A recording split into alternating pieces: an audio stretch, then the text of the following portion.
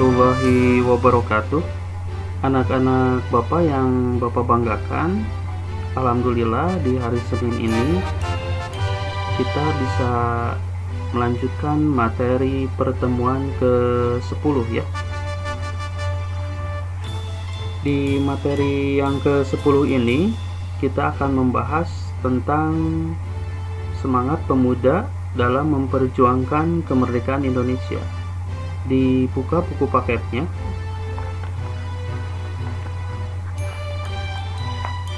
Halaman 105 di huruf B, memaknai semangat perjuangan pemuda dalam perjuangan kemerdekaan Republik Indonesia. Di halaman 106 ada para pahlawan. Bapak akan contohkan, akan sedikit menjelaskan tentang perjuangan para pahlawan tersebut ya. Yang pertama ada Wage Rudolf Supratman. Wage Rudolf Supratman lahir pada tanggal 19 Maret 1903 di Purworejo dan wafat pada tanggal 17 Agustus 1938 ketika berusia 35 tahun. Wage Rudolf Supratman merupakan sosok penting dalam peristiwa Sumpah Pemuda pada tanggal 28 Oktober 1928.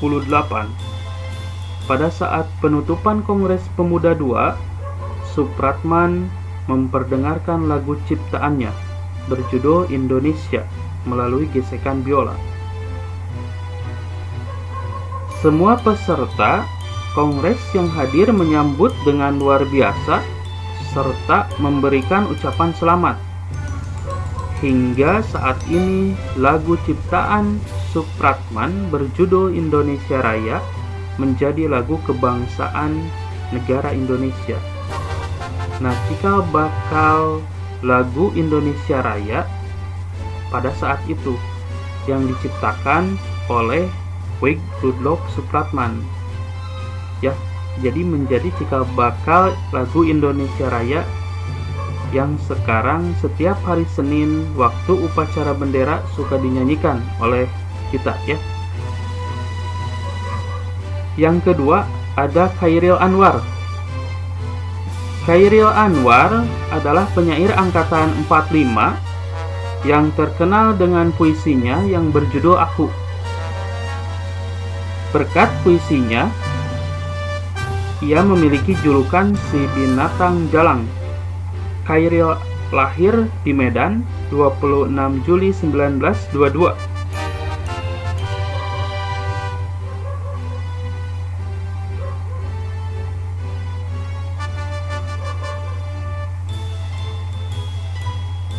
Ia adalah putra mantan Bupati Indragiri, Riau, dan masih memiliki ikatan keluarga dengan Perdana Menteri pertama Indonesia, yaitu Sultan Syahrir.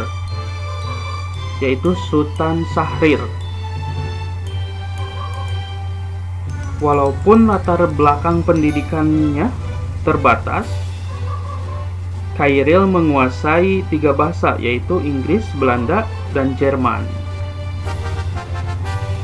Sangat luar biasa sekali ya Chairil Anwar. Walaupun pendidikannya terbatas, masa penjajahan pada saat itu, sekolah susah, tapi dia tidak putus semangat, tidak putus asa untuk terus belajar. Nah, jadikan oleh kita sebagai generasi muda contoh. Kita hidup di kondisi merdeka pada saat ini, berarti kita harus lebih tangguh, lebih giat lagi belajar.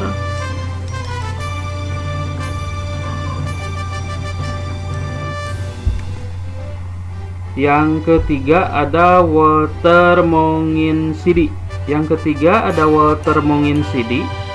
Walter Monginsidi merupakan pahlawan nasional Indonesia yang ikut memperjuangkan kemerdekaan Indonesia. Beliau lahir di Manado pada 14 Februari 1925 dan wafat di usia 24 tahun pada 5 September 1949. Semangat juang Walter muda muncul karena melihat penjajahan di bumi pertiwi yang tiada berkesudahan dan makin menjadi-jadi. Beliau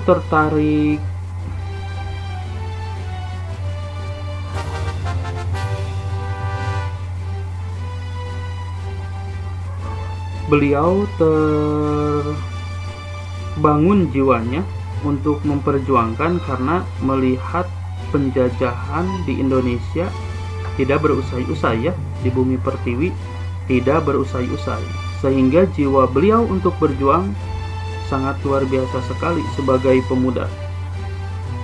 Yang ketiga, yang keempat, Ki Gusti Ngurah Rai. Ki Gusti Ngurah Rai lahir di Badung 30 Januari 1917. Ki Gusti Ngurah Rai merupakan anak dari seorang camat Petang Ki Gusti Ngurah Rai, Ki Gusti Ngurah Palung. Dia salah satu PKR Sunda Kecil, Tentara Keamanan Rakyat Sunda Kecil. Sebagai komando TKR Sunda Kecil, Ngurah Rai merasa perlu untuk melakukan konsolidasi dengan pimpinan TKR Pusat, di mana saat itu bermarkas di Yogyakarta. Sampai di Yogyakarta, Ngurah Rai dilantik menjadi komandan Resimen Sunda Kecil berpangkat Letnan Kolonel. Bentuk perjuangannya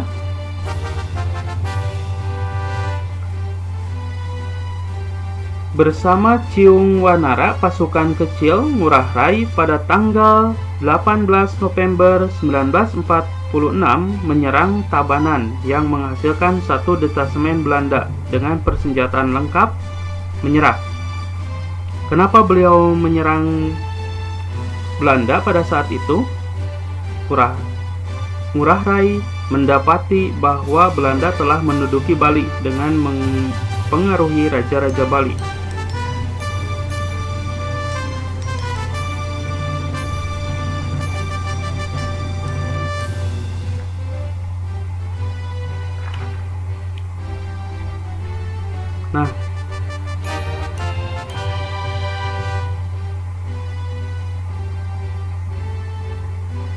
Nah itu ya yang Bapak sampaikan tentang contoh para pahlawan, dan Bapak sedikit menjelaskan tentang perjuangannya.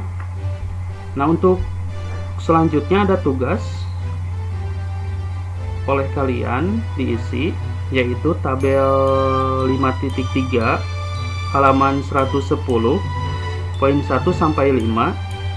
1 sampai 4 sudah ada ya pahlawannya, dari mulai Rudolf Supratman sampai I Gusti Ngurah Rai. Diisi tahun lahir dan tahun perjuangan, bentuk perjuangannya seperti apa. Yang kelima selanjutnya yaitu mencari di sumber lain, internet juga bisa ya, buku-buku bacaan juga bisa, dan juga Bapak akan menampilkan video di YouTube, sama kalian disimak dengan baik dan dipahami tentang sejarah perang di Laut Arab Puruk. Di sana ada salah satu pahlawan nasional dari TNI Angkatan Laut ya. Kalian simak dan bisa menjadi salah satu isi nomor 5. Walaupun nomor 5 tidak harus dari video tersebut isi pahlawan, yang bisa yang lain, tapi ini salah satu sumber yang bisa kalian jadikan referensi untuk mengisi nomor 5 ya. dipahami videonya, disimak videonya dan dipahami.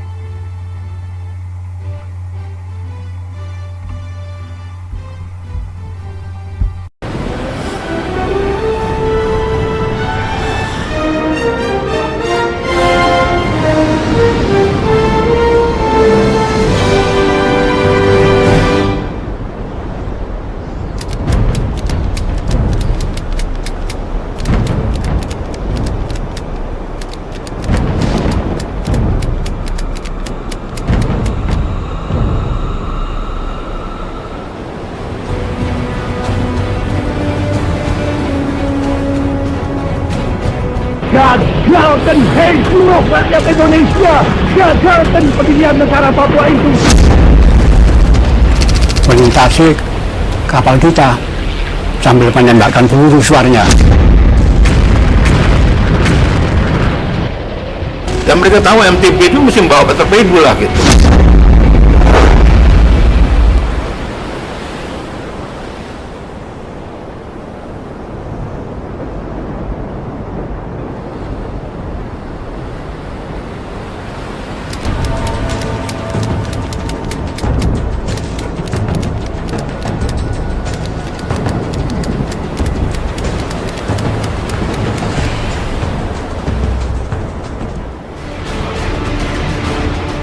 Sudah lebih dari 1 dasawarsa, masalah pengembalian Papua Barat ke pangkuan NKRI tidak kunjung usai.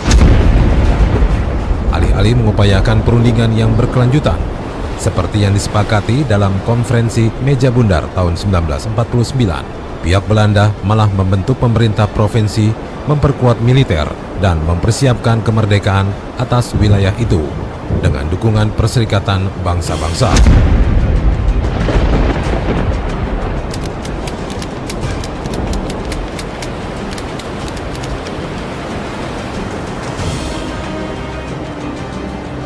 Usulan Belanda untuk menyelesaikan sengketa melalui Mahkamah Internasional ditolak oleh pemerintah Indonesia dengan dasar wilayah NKRI adalah bekas wilayahan jajahan Hindia Belanda sesuai Konvensi Internasional Pembentukan Negara-Negara Merdeka pasca Perang Dunia Kedua. Bangsa Indonesia dan bangsa Belanda kedua-duanya akan memperoleh bahagianya. Kesabaran pemerintah Republik Indonesia sudah habis. Pada tanggal 19 Desember 1961, Presiden Soekarno mengumandangkan Tri Komando Rakyat atau Trikora untuk merebut Irian Barat dengan cara konfrontasi.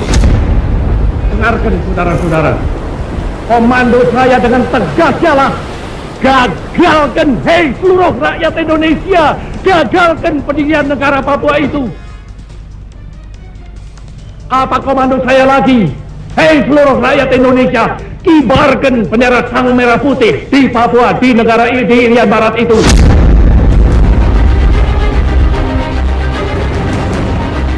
Komando Operasi Tertinggi atau KOTI yang dipimpin oleh Presiden kemudian membentuk Komando Mandala pada tanggal 2 Januari 1962 dan menunjuk Mayor Jenderal Soeharto sebagai Panglima Komando Mandala.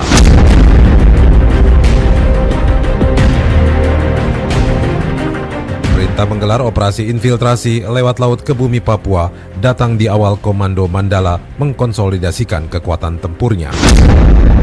Angkatan Laut belum siap, tetapi berani beroperasi.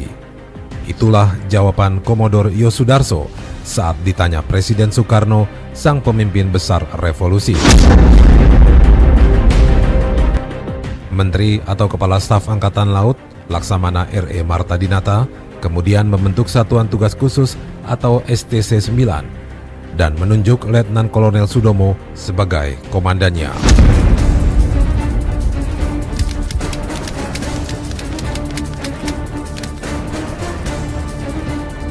Kapal-kapal tempur cepat jenis motor torpedo boat atau MTB ditetapkan sebagai sarana yang paling tepat untuk mengemban misi rahasia ini. Meskipun kapal cepat kelas Jaguar ini belum dilengkapi torpedo yang merupakan senjata utamanya dan secara teknis belum teruji kelayakannya untuk melakukan lintas laut, melampaui jarak jelajah maksimalnya yang hanya 700 mil laut.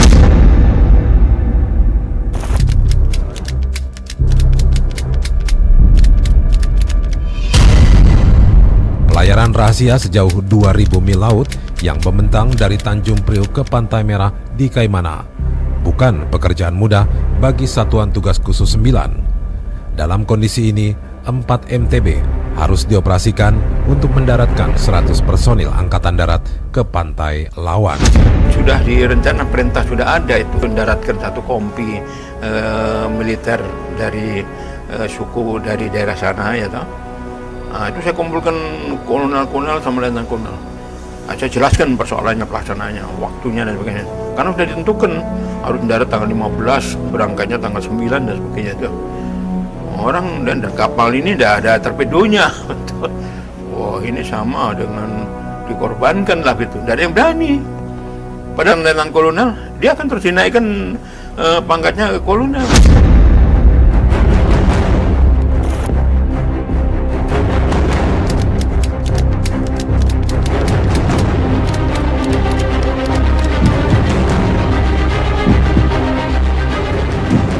Selepas senja di tanggal 9 Januari 1962, 4 MTB meninggalkan Pelabuhan Samudrapura Tanjung Priok, Jakarta. RI Harimau 607 dengan Komandan Mayor Laut Pelaut Samuel Muda berlayar di depan. Kemudian disusul RI Macan Tutul 602 dengan Komandan Kapten Laut Pelaut Wiratno, RI Macan Kumbang 606 dengan Komandan Letnan Laut Pelaut Sido Paromo, dan RI Singa 608 yang dikomandani Letnan Laut Pelaut Sukarjito. Yang ditugaskan pada saat itu kita 4 buah kapal. Singa, Harimau, Beruang, Macan Tutul. Yang pegang peranan pada saat itu Macan Tutul karena ada Pak Yos Sudarsonya. Komandan Satuan Tugas berada di RI Harimau yang ditetapkan sebagai kapal markas. Kecuali para komandan kapal, semua ABK tidak tahu kemana kapal mereka akan berlayar. Mereka juga tidak tahu misi apa yang sedang mereka emban dalam pelayaran ini. Saya tanya sama Pak Laksa, ini mau ke timur terus kemana nih? Iran Barat katanya. Pada saat itu Bapak tidak tahu kalau Tidak tahu. Tidak dikasih tahu Pak ya? Nggak kasih tahu. Pak, saya tanya Pak Laksa, ini ke timur terus nih. Saya akan pakai ngemudi.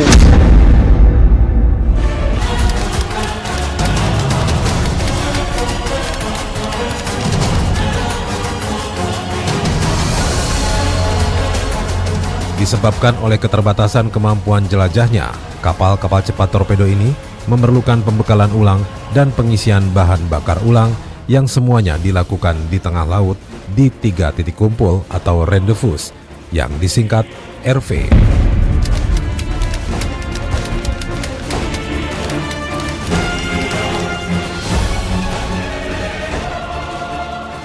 Di RV1 yang berada di Selat Madura, mereka disuplai oleh korvet RI Patimura 252. Di RV2 yang terletak di Teluk Hading Flores, mereka didukung oleh RI Rakata 922.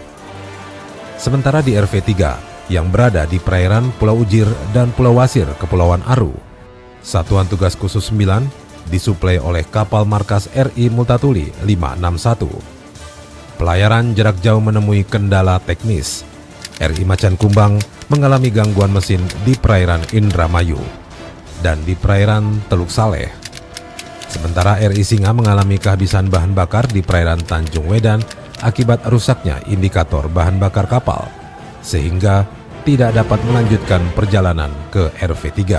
Di Teluk Hading Flores. Flores. Isi bahan bakar situ di kapal destroyer. Destroyer kapal kami lah gitu.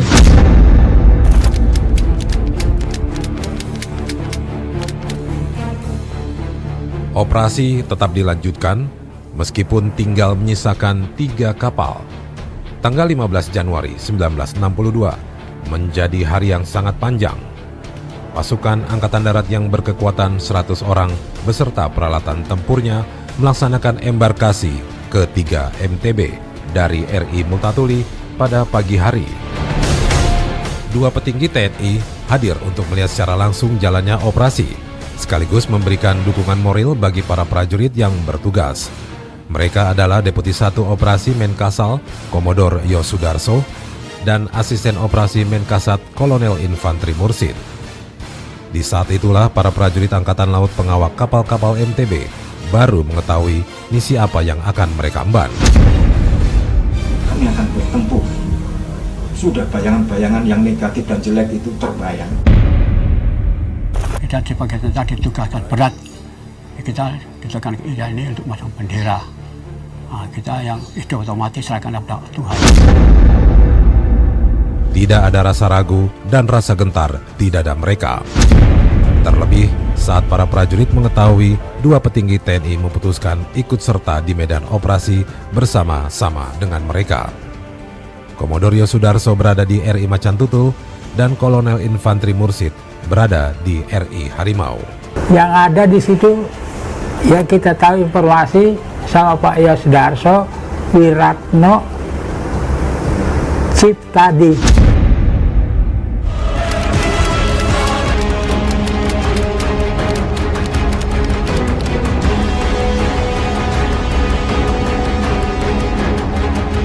Di bawah kegelapan malam, Satuan Tugas Khusus 9 bergerak menuju sasaran di Flag Hook, area pantai di sebelah selatan Kaimana.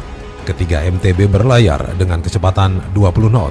Semua kapal bergerak dalam kesenyapan dengan menerapkan radio silence dan berlayar dalam kegelapan atau blackout dengan memadamkan semua lampu kapal dan mematikan seluruh radar kapal untuk meminimalisasi deteksi musuh. Menjelang pukul 16.00, kapal mengadakan penghalapan lampu. Semua lampu dimatikan, tidak ada lampu yang keluar. Nah, pada waktu yang kita tetap siaga, Hanya radar RI Macan Kumbang yang dihidupkan sebagai radar piket. Kemudian pada pukul 19.30 waktu Indonesia Timur, seluruh MTB mengubah haluannya ke arah 059 derajat atau arah timur laut.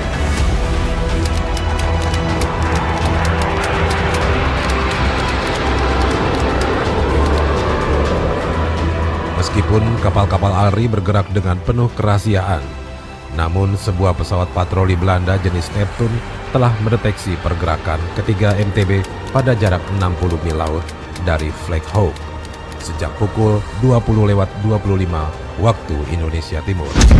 Secara mendadak dari lambung kanan ini ada suatu pesawatnya Belanda, satu yaitu Neptune, nah ini melintasi kita. Menjelang pukul 21, kapal mengadakan gencatan senjata.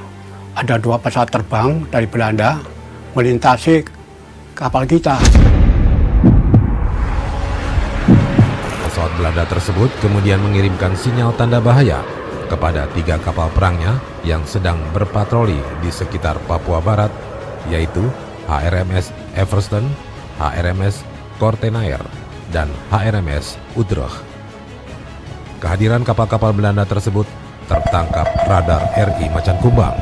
Sebuah gema pada layar di baringan 300 dan 2 gema di baringan 207.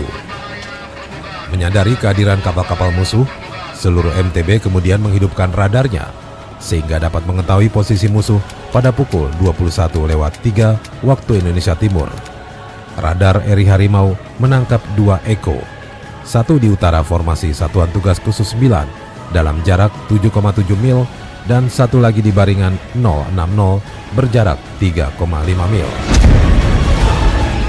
Pada pukul 21.45 waktu Indonesia bagian timur, pesawat patroli maritim Belanda itu mulai menembakkan flare atau peluru suar sehingga menerangi cakrawala area posisi 3 MTB dan lokasi sekitarnya.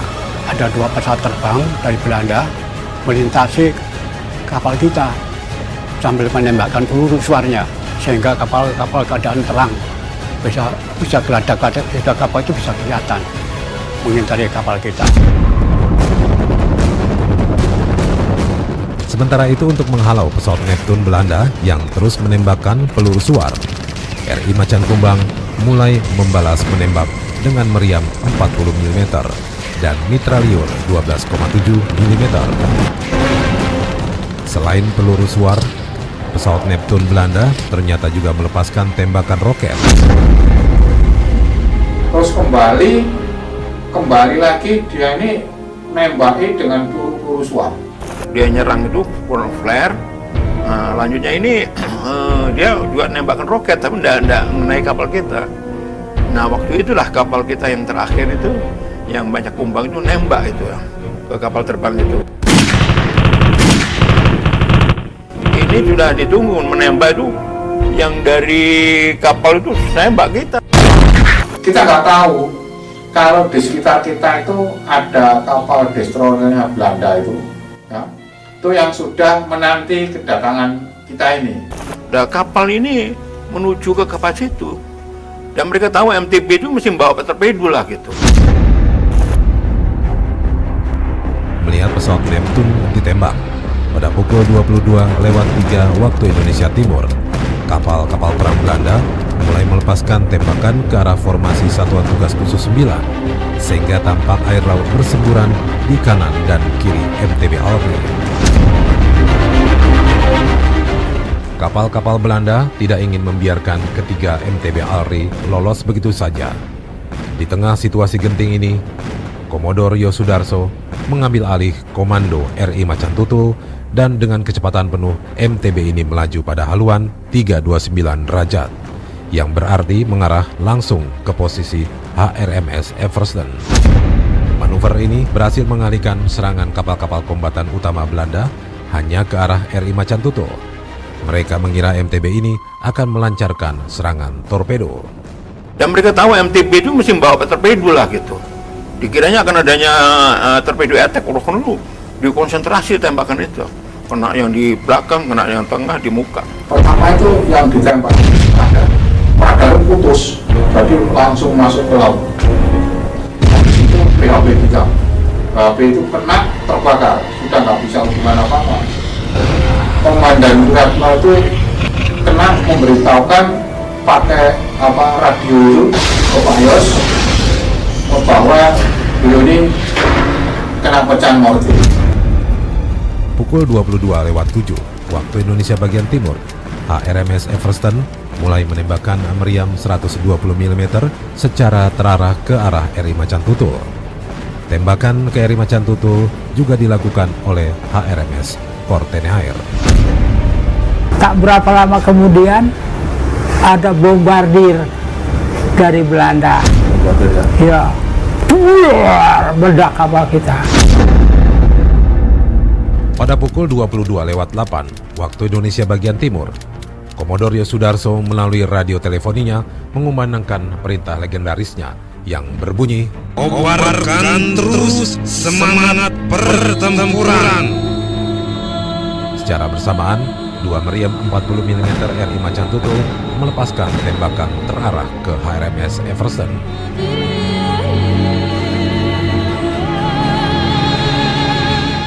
Pukul 22:10, tembakan dari HRMS Eversden mengenai buritan RI Macan Tutul dan menimbulkan kebakaran di MTB tersebut. Kapal sudah begini keadaan terbakar semua. Belum ada perintah meninggalkan kapal atau tidak, tapi memang kapal sudah berputar pun tidak seakan tidak ada yang mengendalikan. Jadi kapal semuanya sudah diputar dalam keadaan miring, terbakar semua.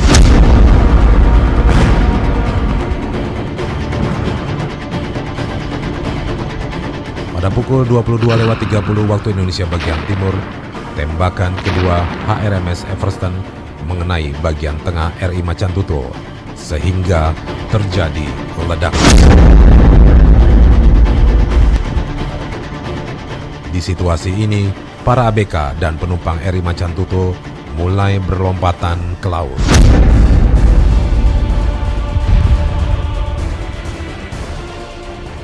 Pak Yos pegang pimpinan ini belum begitu lama, rupanya di anjungan itu sudah kalang kabut, sudah api, kena tembak-tembak itu sudah menyala besar. Kemungkinan Pak Yos itu di situ juga kena, tapi mendengarkan sayap-sayap suara itu dari anjungan suara Pak Yos itu bahwa Pak Yos memberikan pesan, ya, pesan terakhirnya itu kobarkan semangat pertempuran harum. Pukul 22.35 waktu Indonesia bagian timur, tembakan ketiga HRMS Everston tepat mengenai anjungan RI Macan Tutul yang mengakibatkan ledakan hebat.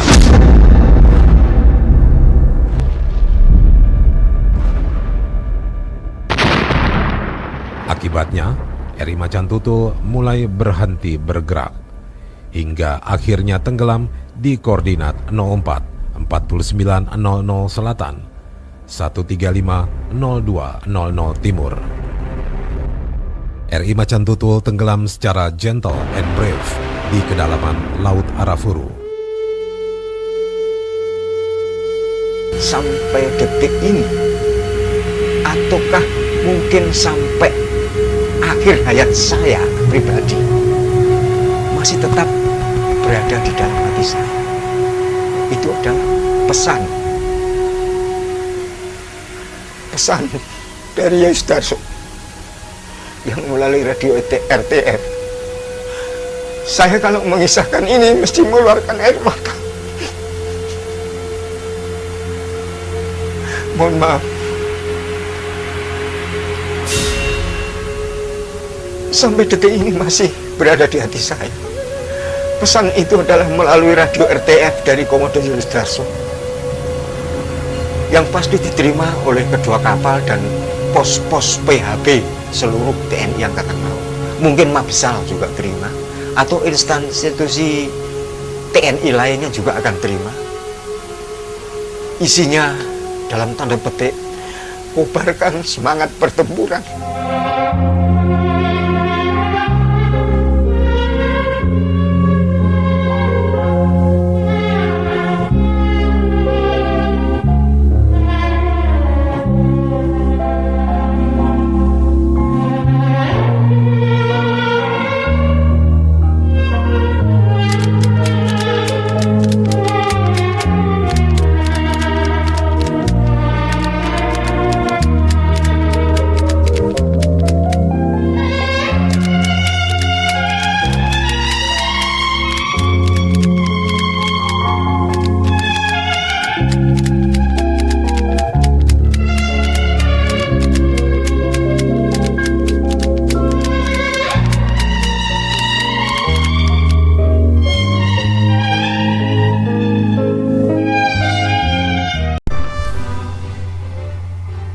Nah, anak-anakku sekalian, bisa